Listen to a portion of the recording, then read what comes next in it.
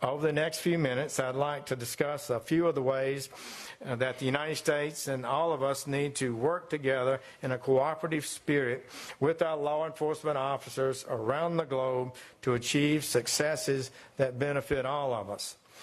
First, we have seized or restrained $3.5 billion worth of corrupt proceeds involved in money laundering offenses. $3.5 billion.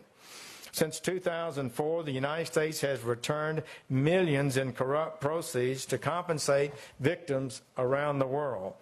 That includes approximately $119 million to the people of Italy, $115 million to the people of Kazakhstan, more than $20 million to the people of Peru, millions more to the people of Nicaragua, South Korea, and Taiwan. That recovery has only been possible because of the cooperation internationally with our law enforcement partners. You may be familiar with some of the cases. For example, nearly half of the $3.5 billion in corruption proceeds we have restrained is related to just one law enforcement action. The action was related to a Malaysian sovereign wealth fund known as 1MDB.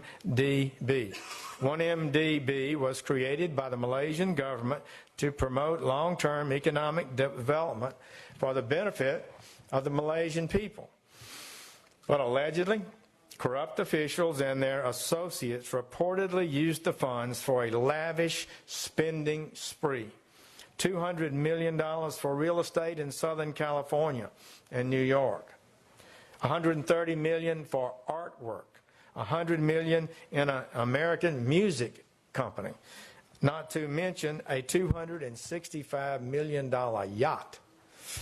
In total, 1MDB officials allegedly laundered more than $4.5 billion in funds through a complex series of opaque transactions and fraudulent shell companies with bank accounts in countries ranging from Switzerland to Singapore, Luxembourg, and the United States. This is kleptocracy at its worst. Today, the United States Department of Justice is working to provide justice to the victims of these alleged schemes. As a prosecutor for 14 years, I know firsthand that the best evidence is often simple things like bank records, airplane records, telephone records.